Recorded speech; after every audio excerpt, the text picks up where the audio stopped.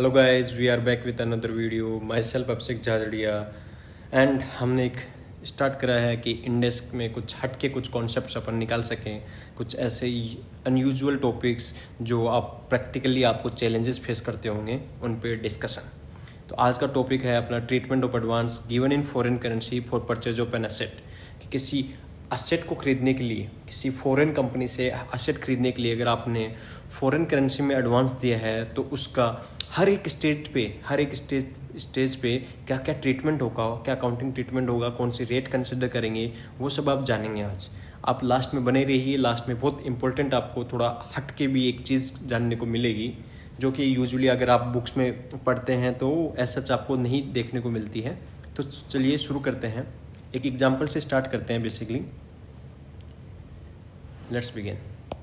Suppose कीजिए कि आपने 1 जनवरी 2025 को आपकी कंपनी को एक मशीनरी चाहिए थी।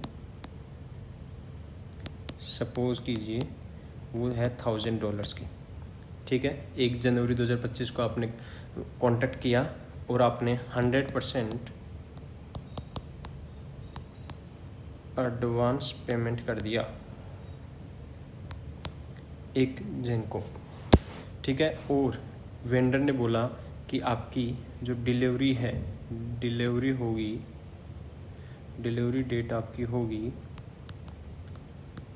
1 मई 2025। ठीक है, आपकी डिलीवरी डेट होगी 1 मई 2025। तो हर एक स्टेज पे क्या क्या अकाउंटिंग एंट्रीज होंगी, क्या अकाउंटिंग ट्रीटमेंट होगा, वो बेसिकली अपन जानेंगे। तो इसमें जैसे देखें क्या तीन क्वेश्चन उठेंगे। पहला कि जो 1 तारीख को जो पेमेंट करेंगे उस दिन का ट्रीटमेंट,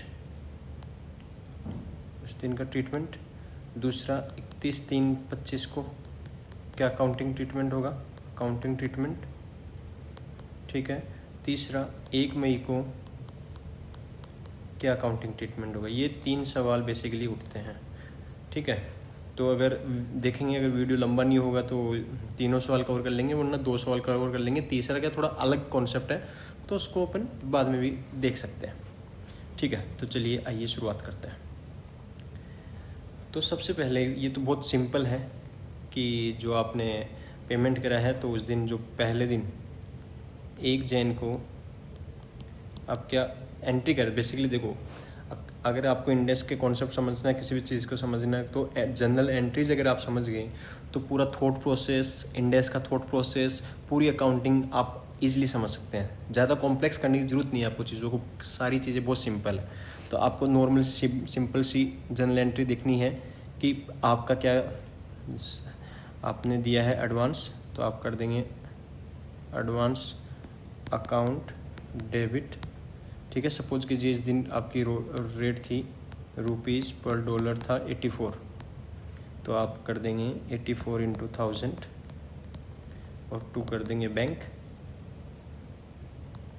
ठीक है, और ये आपका 84,000। ठीक है, आपके बैलेंस शीट से आपकी ये बैलेंस शीट में एडवांस ऐड हो जाएगा और बैंक माइनस हो जाएगा और आपका बैलेंस शीट 0 रहेगा। ये इनिशियल रिकग्निशन आपने कर लिया। अब सेकेंड अकाउंटिंग का आता है कि ट्रीटमेंट का, कि 31 मार्च को, सेकेंड आता है आपका 31 मार्च को क्या अकाउंटिंग ट्रीटमेंट होगा। 31 मार्च को क्या अकाउंटिंग ट्रीटमेंट होगा, तो इसको देखने के लिए अपन को रेफर करना पड़ेगा इंडेस 21। इंडेस 21 में आपने एक कॉन्सेप्ट सुना होगा, monetary items and non monetary items. Basically इनमें difference, monetary items, non monetary items, दोनों में डिफरेंस क्या होता है। मॉनेटरी आइटम्स वो आइटम्स हैं जिनके बदले फ्यूचर में आपकी जो करेंसी है उसमें इनफ्लो या आउटफ्लो होगा, या तो पैसा आएगा या फिर पैसा जाएगा। इसका कॉन्ट्राडिक्टरी नॉन मॉनेटरी आइटम वो आइटम्स हैं जिनके बदले में ना तो पैसा आएगा या ना पैसा जाएगा, मतलब करेंसी का लेन देन नहीं होगा।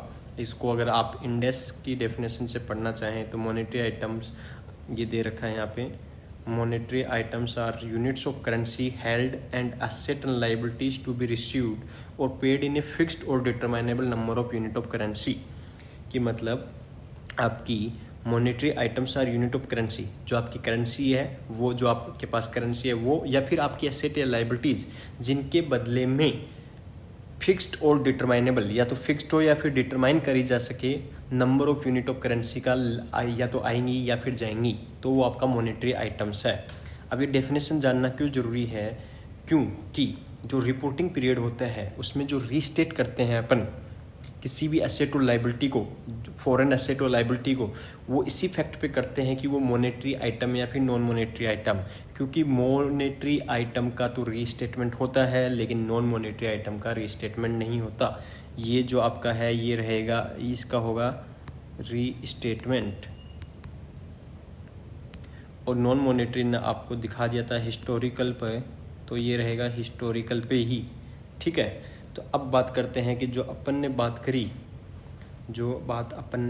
वो ट्रांजैक्शन मॉनेटरी है या फिर नॉन मॉनेटरी। अपना ट्रांजैक्शन क्या था, अपना ट्रांजैक्शन था एक मशीनरी का परचेज, तो वो मॉनेटरी आइटम है या नॉन मॉनेटरी आइटम। तो केवल सिंपल रखिए चीज़ों को, सोच के देखिए, क्या उस एडवांस के बदले करेंसी का इनफ्लो या आउटफ्लो होगा? आंसर है नहीं। आपके पास क्या आएगा, आपके पास उसके बदले मशीनरी आएगी। ठीक है, अगर आपके पास उसके बदले रॉ मटेरियल आ रहा है, आपके पास मशीनरी आ रही है, तो वो आपका मॉनेटरी आइटम नहीं है, वो नॉन मॉनेटरी आइटम है। सो 31 मार्च को नो एंट्री, इश्क दी गली विच नो एंट्री। ओके, अब कमिंग फॉरवर्ड, ये आपका हो गया बेसिक कॉन्सेप्ट। ठीक है, अब इसमें एक ट्विस्ट लाके मैं आपको देता हूँ। एक सपोज कीजिए कि आपको 31 मार्च को पता चला कि वो वेंडर ये मशीन नहीं दे पाएगा, और कॉन्ट्रैक्ट में आपने टर्म्स दे रखी थी कि अगर वेंडर मशीन नहीं दे पाए, ठीक है, वेंडर ने कोशिश करी लेकिन उसको प्रोक्योर नहीं कर पाया, फिर मैन्युफैक्चर नहीं कर पाया, तो ट्रीटमेंट था कि जो पैसा एडवांस आपने दिया है वो आपका लौटा दिया जाएगा, वो आपका रिटर्न कर दिया जाएगा।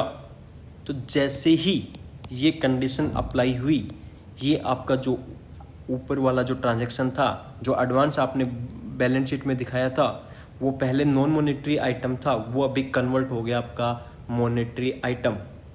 क्यों? क्योंकि इसके बदले अब फ्यूचर में क्या आएगा आपके पास? करेंसी, आपकी जो इंडिया का पैसा आएगा इसके बदले।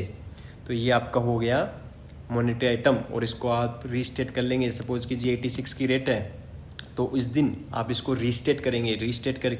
रीस्टेट करेंगे तो क्या एंट्री करेंगे? आप एडवांस को इंक्रीज कर देंगे 86 माइनस 84 इंटू 1000 से। ठीक है, इसको आप डेबिट करेंगे, ये आपका एडवांस बढ़ गया, और 2 करेंगे आप foreign currency gain and loss account को। ठीक है, ये आपका बैलेंस शीट का पार्ट बनेगा और ये आपके P&L का पार्ट बनेगा। ठीक है, अब जो तीसरा पॉइंट है अपन ने, उसके लिए अपन को और थोड़ा डिटेल में समझना पड़ेगा, इसलिए वीडियो लंबा हो जाएगा, तो उसको अपन अगले पार्ट में समझेंगे कि असेट का क्या ट्रीटमेंट होगा। अब 1 मई को जो अगर असेट आता तो उसका क्या ट्रीटमेंट होता, कौन सी वैल्यू पे रिकॉर्ड करते, क्या इंडेक्स बोलता है, इंडेक्स 21 के बेसिस पे करते हैं, इंडेक्स 16 के बेसिस पे करते हैं, या फिर किस इंडेक्स के बेसिस पे वो अकाउंटिंग करते हैं, वो सब अपन डिटेल में जानेंगे। तो गाइज, अगर अच्छा लगा तो प्लीज़ लाइक एंड सब्सक्राइब, और कुछ भी डाउट हो आपका, कुछ भी टॉपिक आपको जानना हो तो कमेंट में बिल्कुल बोलिए, और अप्रिशिएट करना हो अपने भाई को तो भी करिए दबा के। चलिए, थैंक यू, बाय बाय।